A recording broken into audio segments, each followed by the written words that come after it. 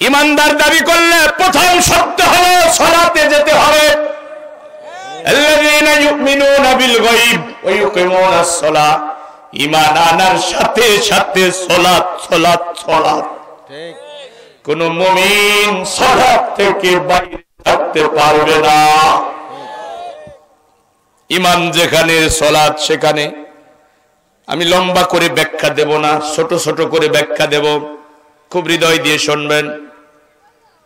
মাছ যেমন পানিতে মজা পায়, মুমিন মসজিদে সালাতে গিয়ে তার চেয়ে বেশি মজা পাবে। যারা মুমিন এক ওয়াক্ত সালাত যদি তাদের ছেড়ে যায়, মনে হবে যেন দুনিয়ার সবচেয়ে দামি সম্পদটা হারিয়ে গেছে।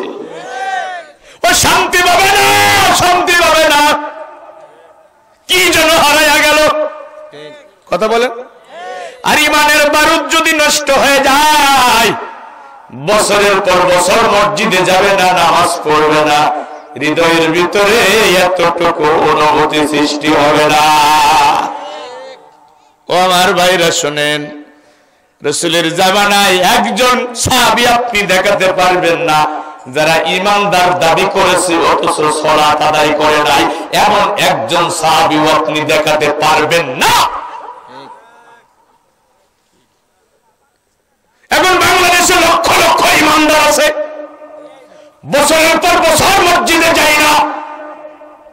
কথা বলেন না কেন? ওই যে মসজিদের পাশে আল্লাহর এক বান্দার বাড়ি, তার একটা ছাগল আছে, মসজিদে ঢুকে পেশাব পায়খানা করে মসজিদের পবিত্রতা নষ্ট করে।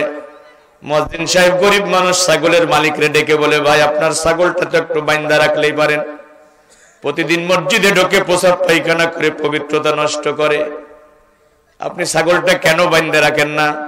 ওই ছাগলের মালিক বলে, মুয়াজ্জিন সাহেব ভাই ও ছাগল একটা পাগল, মসজিদের কত দাম, ছাগল কি বোঝে, ও বোঝে না তাই ঢোকে। আমারে কোনদিন আপনি কি ভুল করো মসজিদে ডেকেছে? ও ছাগল বোঝে না তাই ঢোকে, আমারে ঢুকতে দেখেছেন কোন দিন? নাউজুবিল্লাহ বলেন। নাউজুবিল্লাহ। ও আমার ভাইরা ভালো করে শুনেন, মুমিন কখনো সালাত থেকে দূরে থাকতে পারবে না। আর যে তোমার বিশ্ব নবীর ইমামতিতে সালাত আদায় করলেন, ফজরের সালাত, আল্লাহর নবী সালাম ফিরাইয়া ওমরের দিকে মুখ ফিরাইয়া বললেন, ওমর তুমি জান্নাতি। আল্লাহর রাসূল যাকে জান্নাতি বলেছে সে কি জাহান্নামী হতে পারে? ওমর কয়, ইয়া রাসূলুল্লাহ, হাবিবাল্লাহ, আপনি যখন জান্নাতের সার্টিফিকেট দিয়াই দিলেন, ওমর আজকে থেকে আর নামাজ পড়বে না। আল্লাহর রাসূল একটা মিষ্টি হাসি দিয়ে বললেন, ওমর যাও, সময় মতো দেখা যাবে। জোহরের সময় জান্নাতের মুয়াজ্জিন হযরত বেলাল মসজিদে নববী থেকে আযান দিচ্ছেন। ওই আযানের ধ্বনি যখন ওমরের কর্ণকুহরে পৌঁছে গেছে, ওমর আর স্থির থাকতে পারে নাই, দৌড়াতে দৌড়াতে মসজিদে নববীর সামনে হাজির। সুবহানাল্লাহ। আল্লাহর নবী বললেন, ওমর সকালে না বললেন নামাজ পড়বা না, কোন শক্তি তোমাকে মসজিদে নববীর সামনে আনলো? হযরত ওমর মাথাটা নিচু করে চোখের পানি ছেড়ে কেঁদে বলে, ইয়া রাসূলুল্লাহ, হাবিবাল্লাহ, বেলালের কণ্ঠে যখন আযানের ধ্বনি আমার কানে পৌঁছেছে, আমার শরীরের ভিতরে কাঁপুনি শুরু হয়ে গেছে। আমি স্থির থাকতে পারি নাই, দৌড়াতে দৌড়াতে মসজিদে নববীর সামনে হাজির হয়েছি। ওমরের জীবনের চূড়ান্ত সিদ্ধান্ত হলো, ওমর সব হারাতে পারবে, সব ছাড়তে পারবে, কিন্তু ওমর জীবনে কোনদিন নামাজ ছাড়তে পারবে না। একটু জোরে বলা যাবে কি আল্লাহু আকবার? এই জুনাইদের আল্লাহর বান্দা বান্দিরা শোনো, হাসরের ময়দানে আল্লাহ ডাকবেন, ও আমার প্রিয় বোন আমি তোমাকে বলছি শোনো, ও আমার প্রিয় মা আমি তোমাকে বলছি শোনো, ও আমার যুবক ভাই আমি তোমাকে বলছি। আল্লাহ ডাক দেবেন, আব্দুর রহমান এদিকে আসো, ও মেয়র সাহেব এদিকে আসো, কাউন্সিলর সাহেব এদিকে আসো, আয়েশা জামেলা এদিকে আসো, আল্লাহ ডাক দিয়ে কোরআনে ঘোষণা করেছেন, আল্লাহ ডাক দিয়ে বলবেন ওয়ায়ুদউনা ইলা সুজুদ, আজকে আমারে সিজদা দাও। কি করো? সিজদা দাও। তো দুনিয়াতে আপনি সুস্থ শরীরে সিজদা দিলেন না, মসজিদে ঢুকলেন না, আল্লাহর গোলামি করলেন না, ওই দিন শত চেষ্টা করো আল্লাহর সিজদা দিয়া যাবে না। খাশিয়াতান আবসারুহুম তারহাকুহুম জিল্লাহ, ঠিক। দৃষ্টি অবনত হয়ে যাবে, লাঞ্ছনা অপমান তাকে ঘিরে ফেলবে। এটা আমার কথা না, কোরআনের কথা। ফেরেশতারা জাহান্নামের দিকে নিয়ে যাবে, ওই বেনামাজিরা যে জাহান্নামে যাবে, ওই জাহান্নামের নামটা আল্লাহ কোরআনে উল্লেখ করে দিয়েছে। আমি বানায়া বলছি না, আল্লাহর কসম, আমার ওয়াজ শুনে আপনারা একটা দাওয়াত আমাকে দেবেন, এই নিয়তে আমি কখনো কথা বলি না। আমার তামান্না, আমার আশা, দুনিয়ার জান্নাতের বাগানে যেভাবে একসাথে বসেছি, আল্লাহর জান্নাতের কোরআনের মাহফিলে যেন এভাবে আমরা বসতে পারি। আমার ভাইরা ভালো করে শোনেন, ওই জাহান্নামের নাম আল্লাহ উল্লেখ করে দিয়েছে, ফি জান্নাতি ইয়াতাসাআলুনা আনিল মুজরিমিন আল্লাহু আকবার। মা সালাকাকুম ফি সাকার। সাকার, ও ভাই জাহান্নামী, কি অপরাধ করেছো? কেন সাকার নামক জাহান্নামে আসলা? দুনিয়ার আগুন তোমার শরীর জ্বালাইয়া দিলেও কলিজা জ্বালাবে না, কিন্তু জাহান্নামের আগুন প্রথমেই তোমার কলিজা ধরবে, কলিজা ধরবে, এটা কলিজা জ্বালাইয়া দেবে। কেন আসলে এখানে? জাহান্নামীরা নিজেই স্বীকৃতি দেবে, ক্বালু লাম নাকু মিনাল মুসাল্লিন, দুনিয়াতে আমরা নামাজি ছিলাম না, মুসল্লি ছিলাম না। আজান হতো, চার দোকানে বসে বসে বন্ধুদের সাথে গল্পের আড্ডায় মত্ত থাকতাম। আজান হতো, স্টার জলসা জি বাংলার সিরিয়াল দেখতাম, কিন্তু সালাত আদায় করতাম না। আমরা আমাদের রবকে সিজদা দিতাম না। ফজরের আজান হতো, ঘুমিয়ে থাকতাম। আছে না?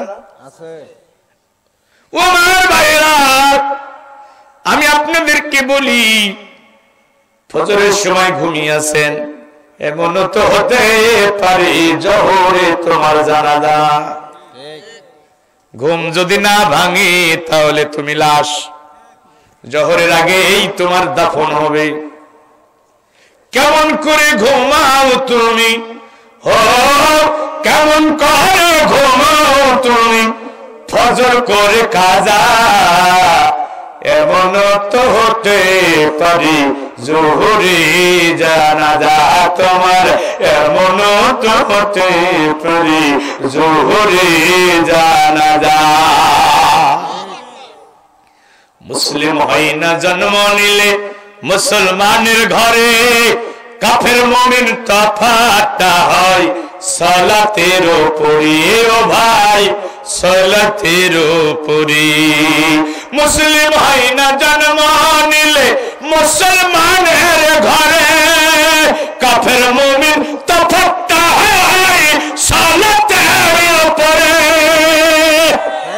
এই জীবনে সালাত তোমার, হো এই জীবনে সালাত তোমার, হয় না যেন কাজা, এমন তো হতে পারে জোহরে জানাজা। আমার ভাইরা, এই জন্য আজকে থেকে আমরা নামাজ ছেড়ে দেব না। যে ব্যক্তি 5 ওয়াক্ত নামাজ মসজিদে আদায় করবে, বিশ্ব নবী বলেছেন তাস্তাশা বিল ঈমান, তার ঈমানের সাক্ষী দিয়া দাও। আমার যুবকেরা শোনো, 7 শ্রেণীর মানুষ আল্লাহর আরশের ছায়ায় ঠাঁই পাবে, যেদিন আল্লাহর আরশের ছায়া ছাড়া কোনো ছায়াই থাকবে না। বুখারী মুসলিমের হাদিস, কলবুহুম মুআল্লাকুন ফিল মাসাজিদ, তোর মধ্যে ওই ব্যক্তি যার অন্তরটা আল্লাহর ঘর মসজিদের সাথে লটকানো থাকে। এখন আমাদের অন্তরটা ক্রিকেটের মাঠের সাথে লটকানো থাকে, আমার মা বোনদের অন্তরটা স্টার জলসা জি বাংলার সিরিয়ালের সাথে লটকানো থাকে। কথা বলেন, মসজিদের সাথে অন্তর লটকানো থাকবে। ফজর পরে জোহরের জন্য অপেক্ষা করবে, জোহর পরে আসরের জন্য অপেক্ষা করবে, আসর পরে মাগরিবের জন্য অপেক্ষা করবে, আবার মাগরিব পরে ইশার জন্য তার কলিজার ভিতরে ছটফট করবে। এটাই তো মুমিন, এটাই তো হলো ঈমান। আপনার উপরে হজ ফরজ হয়েছে, শারীরিক ভাবে আপনি অসুস্থ, মক্কা মদিনায় যেতে পারছেন না, বিকল্প একজনকে পাঠাইয়া আপনি হজ আদায় করে নিতে পারবেন। রমজান মাস এসেছে, রোজা ফরজ, শারীরিক ভাবে অসুস্থ, মাজুর হয়ে গেছেন, কাফারা আদায় করতে পারবেন, রোজা রাখা লাগবে না, কাফারা দিয়ে রোজার হক আদায় করবেন, অথবা সুস্থ হলে আদায় করবেন।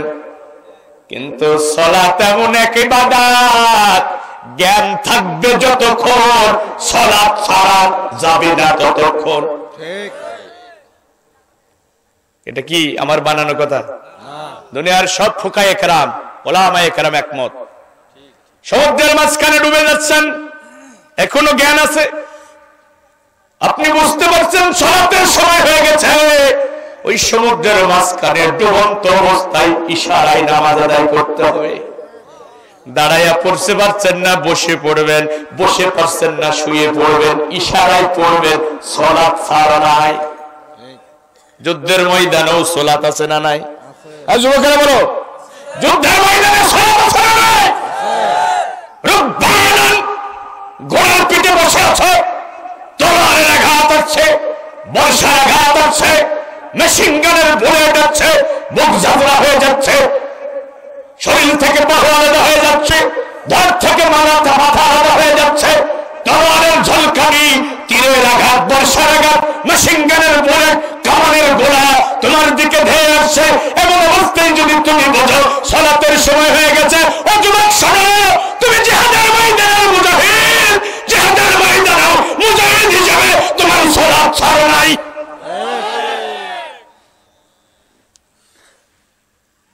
এজন্য সালাত ছাড়া যাবে। আমরা ফজরের নামাজ পড়ে দিনের কর্মসূচি শুরু করব, আবার ইশারের নামাজ পড়ে আমরা ঘুমাতে যাব। আল্লাহ আমাদের কামাই রোজগারে বরকত দিয়া দেবে। আরো জোরে বলুন। তো মুমিনদের এক নম্বর বৈশিষ্ট্য হলো তারা সালাত আদায়কারী হবে। কোন মুমিন, কোন ইমানদার বেনামাজি থাকবে না। তাহলে রাজি আছেন আপনারা? ইনশাআল্লাহ, ইনশাআল্লাহ।